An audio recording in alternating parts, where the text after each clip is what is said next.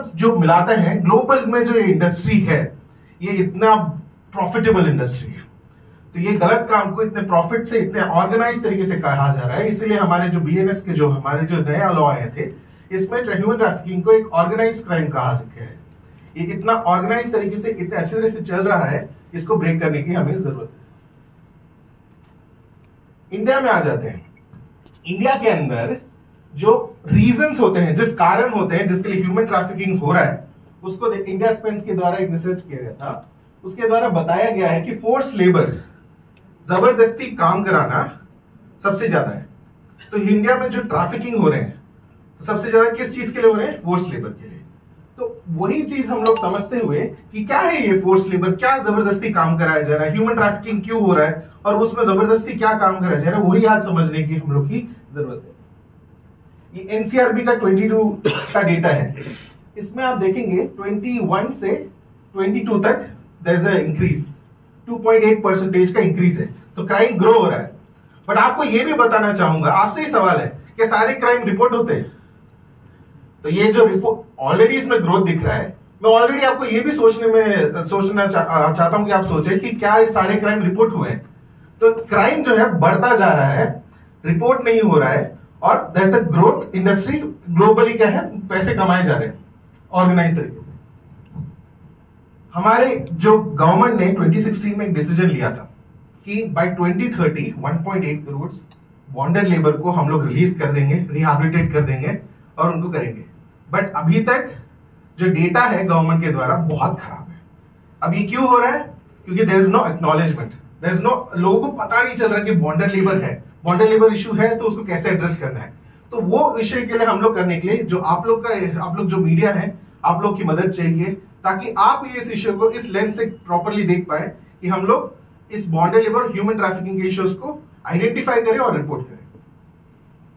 तो हम लोग आ जाते हैं अपने एलिमेंट्स में। बॉन्ड एक ह्यूमन ट्रैफिकिंग के केस को कैसे पहचानते हैं? अब ह्यूमन ट्रैफिकिंग के केस को पहचानना बहुत सिंपल है। हमारे बीएनएस में 143 में यहां पे बताया गया है कि एक ह्यूमन ट्रैफिकिंग केस को कैसे पहचानना है। तो जैसे डिफरेंट चीज होते हैं, एलिमेंट्स। हम लोग एक केस की आप जब कहानी सुनते हैं, लोग आप कोई भी स्टोरी कवर करते हैं तो उसमें कुछ इंपॉर्टेंट पॉइंट्स निकलते हैं, तत्व बोलते हैं। अब वो तत्व हम लोग देखेंगे क्या है। तो सबसे पहले भर्ती करना। समझ लो आपके पास एक दोस्त है जो आपके कोई और सिटी में रहता है, आपके हाथ में है 1000 रुपए। अभी आपको उसके लिए एक तोहफा खरीदना, तो सबसे पहले क्या जाएंगे, एक दुकान में जाएंगे और आप देखेंगे कि इस 1000 रुपए में क्या खरीद सकते हैं, राइट। अब उसमें जब आप एक सिलेक्शन करेंगे कि 1000 रुपए में ये बैठेगा, तो वो है भर्ती करना। समझ रहे? अगला है परिवहन। आप क्या करेंगे, जो गिफ्ट लेके आए हैं उसको आप कोरियर करेंगे। तो एक जगह से आप एक भेज रहे हैं थ्रू ए कोरियर, जो ट्रांसपोर्ट हो रहा है, गाड़ी में, फ्लाइट में, कुछ भी है, ट्रांसपोर्ट हो रहा है। अगला है आश्रय। थोड़ी देर के लिए वो हब में बैठता है ना, तो कोरियर के कोई भी हब में किसी और की सिटी में बैठेगा, जब तक वहां से दूसरा बंदा, एक क्या बोलते हैं, डिलीवरी गाय, उसको कलेक्ट करके ना लेके जाए, तो वो है आश्रय। फिर अगला चीज है जो कोरियर वाले के हाथ में, एक हाथ से दूसरे हाथ में बदला गया, राइट। वो जो आपका गिफ्ट है वो बदला है, वो है नेक्स्ट वन। फिर आखिरी में है आपका दोस्त जिसने वो रिसीव किया है गिफ्ट। तो ये पूरे जो इवेंट है, जो पूरे जो एक्सरसाइज है, इसमें आप देखिए भर्ती करना, परिवहन, ये सब जगह में गिफ्ट नहीं है, एक ह्यूमन का हो रहा है, एक ह्यूमन बीइंग का हो रहा है। एक ह्यूमन बीइंग को ओके मेरे पास ये पैसे हैं, इसमें इस आदमी का आएगा, सिलेक्शन है। परिवहन, ट्रांसपोर्ट हो रहा है, आश्रय को थोड़ी देर के लिए रखा जा रहा है, और क्या बोलते हैं, एक हाथ से दूसरे हाथ में बदला जा रहा है, और उसके बाद रिसीव किया जा रहा है। अब ये पूरा जो चीज है किसके द्वारा हो रहा है? धमकी देके, मारपीट के, अपहरण, धोखा, किसी के, आपके पास पावर है, समझिए आप सरपंच है, आप अपने गांव के सब लोग को भेज रहे हैं, पावर का मिसयूज करके, यह है प्रलोभन, पैसे दिखा के, अच्छे सपने दिखा के। तो अभी ये सब जो चीज है, ये कैसे हो रहा है, क्यों हो रहा है? शोषण करने के लिए। क्या है? एक्सप्लॉइटेशन। अभी आपको एक ट्रैफिकिंग केस को आइडेंटिफाई करना है, तो ये एक फॉर्मूला है, एक फिल्टर है, जिसके द्वारा आप डालेंगे कोई भी केस को, अगर वो नीचे आ गया, क्रॉस कर गया, तो वो एक ट्रैफिकिंग केस है। तो समझ लीजिए एक केस आता है, जो एक भट्टो का केस, जो आपने बहुत सुना होगा, बॉन्डेड लेबर का, उसका एग्जांपल लेता हूं। वहां पे क्या किया जाता है? भर्ती किया जाता है, पैसे से लेके भर्ती किया जाता है। कैसे? उनको एक विश्वास दिखाया जाता है कि आप यहाँ पे काम करोगे, आपको पेमेंट बराबर मिलेगा, आपको अच्छी तरह से मिल जाएगा। एक धोखा दिया जाता है, और धोखा करके क्या उनका इंटेंशन क्या होता है, उनको क्या करेंगे, शोषण करेंगे। बॉन्डेड लेबर एक शोषण है, तो वो ऐसे शोषण करेंगे करके एक इंटेंशन के साथ उनको लिया जाता है। तो इसी तरह एक वो ट्रैफिकिंग एलिमेंट बनता है। अभी हम सब ने देखा कि एक ट्रैफिकिंग, ह्यूमन का ट्रैफिकिंग का हम लोग कैसे पहचानेंगे। अगला हम लोग जाएंगे बॉन्डेड लेबर पे। अब बॉन्डेड लेबर के तत्व कैसे, जैसे हम लोग ने देखा कि ट्रैफिकिंग के तत्व कैसे पहचानना है, बॉन्डेड लेबर के तत्व देखेंगे। सबसे पहले आपको, आप लोग ने बहुत सुना होगा एडवांस, जैसे मैम ने कहा था एडवांस। एडवांस क्या होता है, कोई बता सकता है? काम करने से पहले पैसा ले लेता है। काम करने से पहले एक पैसा देना, एक ऐसी राशि देना सामने को, ताकि वो आदमी यहाँ पे बैठ के काम करे।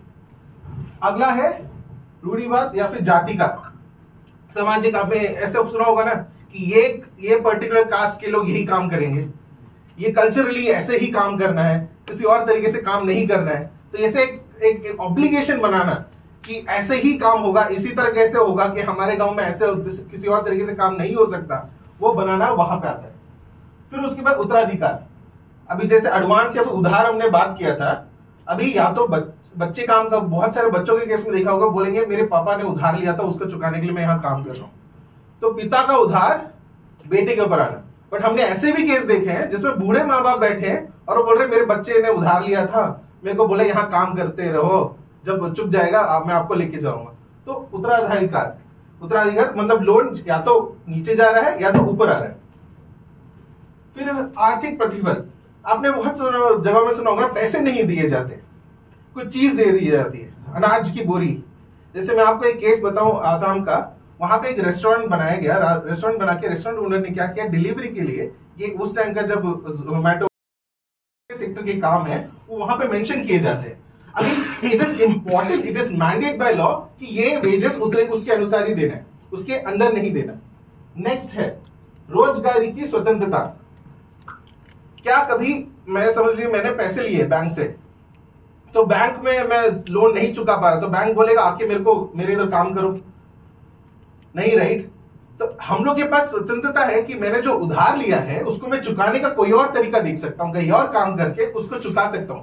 बट हमारे केसेस में क्या होता है, बॉन्डेड लेबर के केसेस में उनके ऊपर एक ऑब्लिगेशन डाल दिया जाता है कि क्योंकि तुमने मुझसे पैसे लिए हैं, तुमको मेरे इधर ही काम करना है और कहीं पे नहीं काम कर सकते। अगला है आने जाने की स्वतंत्रता। आपने सुना होगा कि बहुत सारे भट्टों के में क्या होता है कि लोगों को बांध दिया जाता है, क्या आपने सुना है? क्या हर बॉन्डेड लेबर बंधाई हुआ होगा, आपको लगता है? नहीं, राइट? बहुत सारे टाइम में क्या होता है कि एक बॉन्डेड लेबर का जो है वहां पे विक्टिम है, वो शायद फ्रीली गांव में आसपास में रहता होगा, कहीं पे भी आ जा सकता है, कोई मार्केट जाके आ सकता है, सब्जी खरीद के आ सकता है, शायद वो किसी कुछ छोटा सा अपने घर पे काम भी कर सकता है। पर क्या वो ओनर से वहां पे काम करने के लिए मना कर सकता है? क्या वो वापस अपने गांव जा सकते हैं? हमारे इधर बिहार से आते हैं, यूपी से लेबर आते हैं, क्या वो जा पाते हैं? ये सवाल होता है कि उनके मन में एक डर होता है। अब डर ये है कि मैं अगर इस ओनर के पास जिससे मैंने उधार लेके आया है, मैं यहाँ से जाऊंगा तो या तो मुझे मार देगा, या तो मेरे गांव में आके मेरे को टॉर्चर करेगा। तो एक जो डर है बना रहता है, तो वो लोगों को बांध के रखता है जगहों में। तो मेरे खुद के केसेस में मैंने सुना था कि ऑपोजिट पार्टी कर रहे थे, अरे ये तो ब्रिक लेन तो खुला हुआ है, पास में पुलिस स्टेशन है, क्यों ये गया नहीं? अब सोचने की बात है, जो ये डर है, साइकोलॉजिकल फियर है, ये ऐसा नहीं है कि मैं बोल रहा हूँ। जस्टिस भगवती भी अपने बंधुआ मुक्ति मोर्चा का जो जजमेंट है उसमें कहा, इस डर को बारे में उन्होंने भी कहा है, जो एक व्यक्ति है जो डर से ही जी रहा है, जिसको अपने साधारण राइट्स भी तक मालूम नहीं है, वो कैसे सोचेगा, उसको कैसे हिम्मत आएगी कि वो जाके एक पुलिस से कंप्लेंट भी करे? शायद वो ये भी सोचे कि पुलिस और ओनर दोस्त है, शायद वो जो डर में रहे कि मैं जब कंप्लेंट। सर बता सकते हैं 4 हमारे राइट्स एंड फ्रीडम हमने भी देखे थे।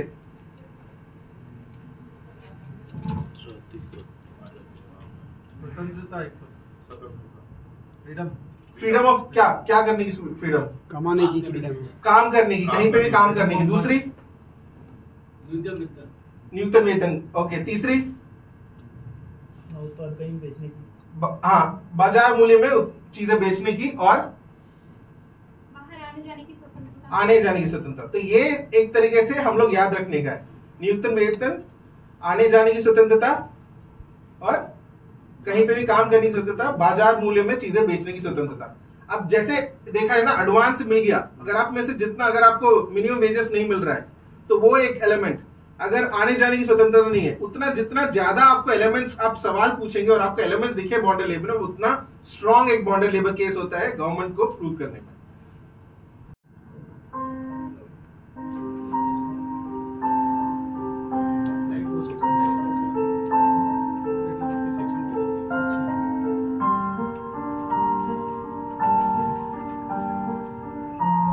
मिलता, पर यहाँ पे एक पल की भी सुकून नहीं थी। जो मालिक और एजेंट बोलते वही करना पड़ता। हम बस वही अटके रहते हैं जैसे पिंजरे के अंदर। अगर उनकी बात नहीं सुनते तो गाली पड़ती, कभी कभी मार भी पड़ता। जैसे हम पेमेंट ना देना, अगर समझ लीजिए पेमेंट ऑफ वेजेस बहुत महत्वपूर्ण है। समझ रहे हैं, हम लोग फैसिलिटी के अंदर घुस रहे हैं। अभी कभी इंडस्ट्रीज बड़े होते हैं, ब्रिकलिन कभी बहुत बड़े भी होते हैं, जैसे एग्रीकल्चर में लैंड भी बहुत बड़े होते हैं। तो सबसे पहले इंपॉर्टेंट क्या है कि पूरे एरिया को इंस्पेक्ट करना, रेस्क्यू की टीम में जो भी है पूरे एरिया को, बॉन्डेड लेबर को, विक्टिम को और ओनर को और उसके आदमी लोग को अलग करना है। बहुत सारे टाइम में 90% ऑफ टाइम देखोगे तो लेबर से जब आप सवाल पूछोगे, ओनर को यहाँ पर रख के, क्या तेरे साथ ये प्रॉब्लम है, वो प्रॉब्लम है, ऐसे हीरो की तरह बहुत सारे लोग गवर्नमेंट ऑफिशियल्स पूछते हैं, मैंने देखा है पर्सनली।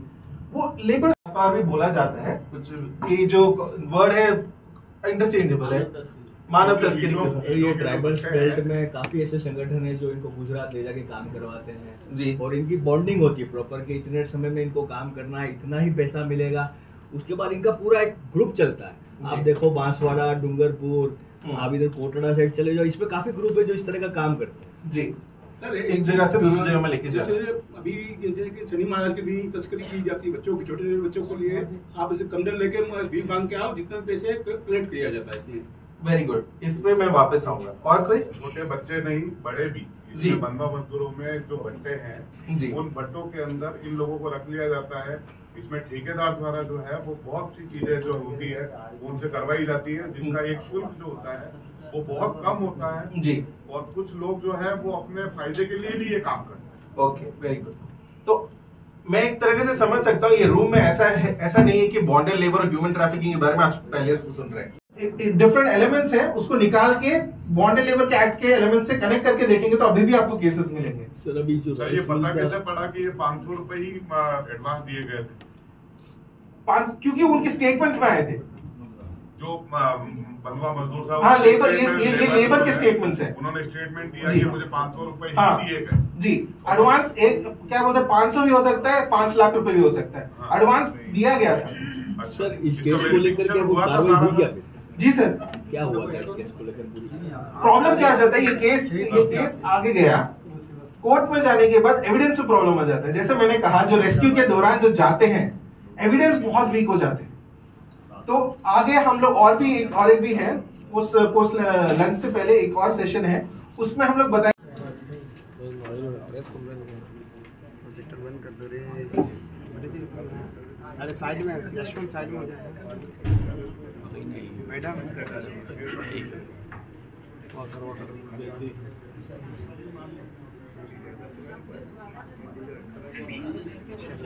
संवाद आयोजित किया।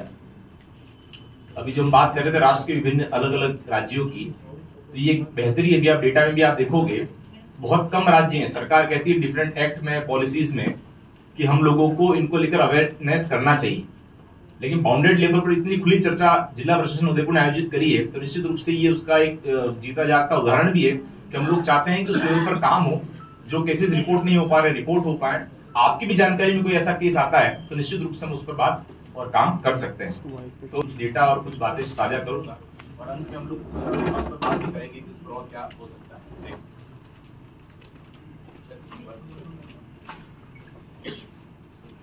में बात करें तो ये लगभग इन सारे ट्रेंड्स पर हम लोगों ने काम किया है और इस सब जगहों पर हम लोगों ने रेस्क्यू किए।